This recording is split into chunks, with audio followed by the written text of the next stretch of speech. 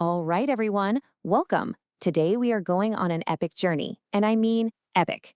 We're talking 3,000 years of ancient Egyptian history. We're going to follow the rise, the fall, and the incredible rebirth of one of the most amazing civilizations the world has ever seen. We're not just listing facts here, we're going to see how the entire story is baked right into its very stones. So, let's jump in. So our story is going to unfold in about 6 main acts. We'll start with the land itself, the geography that made everything possible. Then we'll travel through the great kingdoms, looking at their moments of incredible unity, the chaotic times that tore them apart, and of course the powerful figures who managed to piece it all back together again. Okay, but before we get into the timeline, there's one really big idea we need to get our heads around. What's the real difference between history and civilization? Well, think of it like this. History is the chaos. It's just one event after another. But civilization, that's what happens when the chaos ends. It's that moment of stability, when a society can finally take a breath, start building things, and really flourish. For Egypt, this cycle of chaos ending and civilization being born again and again, that is the story. Now, Egyptian civilization didn't just pop up out of nowhere.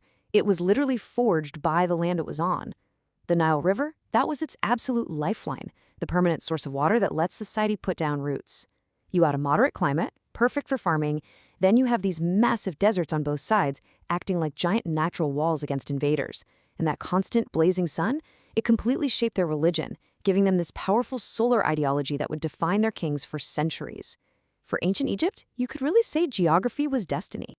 And so, out of this perfectly blessed land, our first great era begins, the First Kingdom. This is the moment where the very idea of Egypt as one single country was created, forged from two very, very different lands. See, before it was unified, there wasn't one Egypt. There were two. Down south, you had Upper Egypt. Its capital was Nekhen, its king wore that tall, white crown, and its protector was the vulture goddess Nekbet. Then, way up north in the delta, you had Lower Egypt. Its capital was Buto, its king wore that famous red crown, and its symbol was the papyrus plant, all watched over by the cobra goddess Wadjet. These weren't just lines on a map, they were totally distinct cultures. So who on earth could unite these two powerful kingdoms? Well, tradition points to one legendary figure, a man who pretty much steps right out of myth to become the founder of Egypt's very first dynasty, King Narmer. And how do we know this? We've got one of the most incredible artifacts in all of history, the Narmer palette. Now, it might look like just a fancy 5,000-year-old makeup palette, but trust me, this thing is pure political power, carved in stone. On one side, you see Narmer wearing the white crown of the south, literally bashing his northern enemies. Flip it over, and there he is, wearing the red crown of the north, inspecting rows of the defeated. It is the story of unification, told in pictures. So once you've unified the land, how do you make sure it stays that way? You create a bulletproof brand for the king. They did this with 5 royal titles, each one building on the last to tell a story of absolute power. The Horus name said the king was a living god.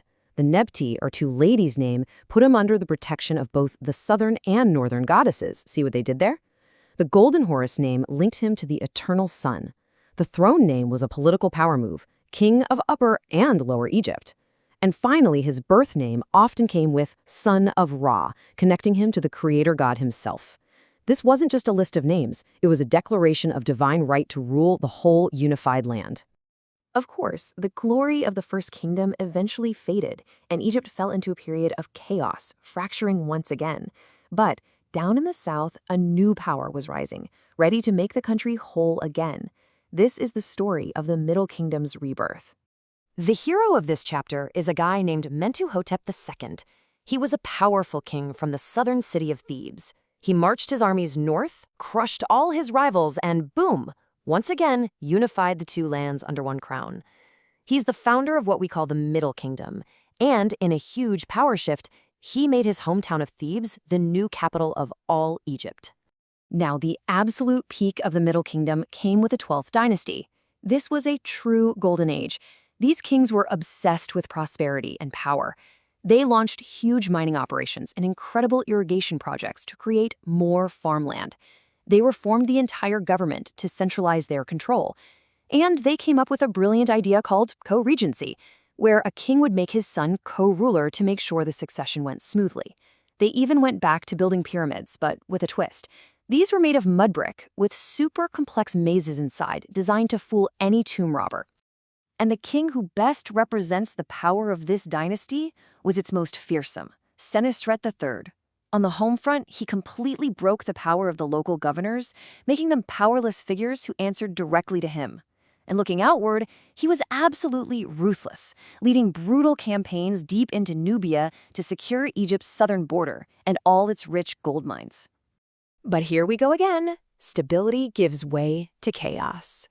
The Middle Kingdom's strength began to fade, leaving Egypt weak and vulnerable. And this weakness set the stage for one of Egypt's most dramatic stories, a tale of foreign invasion and, ultimately, a heroic war for liberation. So what happened? Well, the 13th dynasty was just a mess. You had a revolving door of kings, each one ruling for only a short time.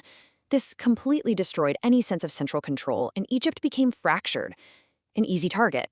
And into this power vacuum marched the Hyksos. Now, that name is just a Greek version of the Egyptian phrase hika kusut, which literally just means rulers of foreign lands. These were groups of people from Asia who had been settling in the Nile Delta, and when they saw how weak the kingdom was, they seized their chance and took control of all of northern Egypt. So for about a century, Egypt was split. Hyksos in the north, native Egyptians holding on in Thebes in the south. But the Thebans were not going to let this stand. The resistance became a family affair. It started with Seqenen-Ra, who was the first to fight back. His mummy actually has these horrific head wounds, so he almost certainly died in battle. He was followed by his son, Kamose, who really ramped up the war. And finally, it was Kamos's younger brother, Ahamos, who would finish the fight and kick the Hyksos out for good. You can just feel the passion of this rebellion in the words of King Kamose himself. On a monument, he declared, "My desire is to save Egypt and strike down the Asiatics." This was a fight for the very soul of their nation. And with Ahmos's final victory, he didn't just free Egypt, he kicked off its most glorious era ever.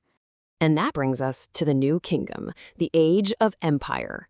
See, after being invaded, the Egyptians basically decided, never again. Their whole worldview changed. They went from being defensive to being aggressive conquerors. This whole period was defined by a new imperial way of thinking. Egypt built a massive empire stretching all the way from modern-day Sudan deep into the Middle East. The capital, Thebes, became this magnificent showcase for their power, and its local god, Amun-Ra, became the official god of the entire empire. Even how they buried their kings changed. They ditched the pyramids and started hiding their tombs in the secret Valley of the Kings, while building their enormous public memorial temples miles away for everyone to see. And the pharaohs of this era, they are absolute legends. You've got Hatshepsut, the woman who ruled as a king, her stepson, Thutmose III, the Napoleon of Egypt, who led campaign after campaign. You have Akhenaten, the religious fanatic who tried to change everything. And of course, Ramesses the Great, the ultimate showman, builder, and warrior of ancient Egypt. But even the greatest empires can't last forever. Our final chapter covers the long, slow decline of pharaonic Egypt, a time marked by threats from the outside and weakness on the inside.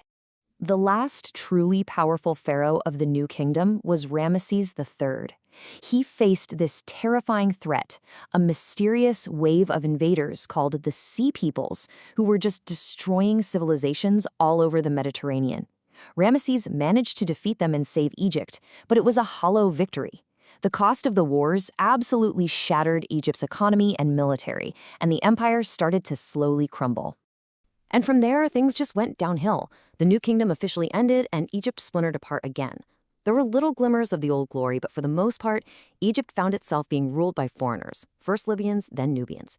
Then came the mighty Persian Empire, which just swallowed Egypt whole and turned it into a province.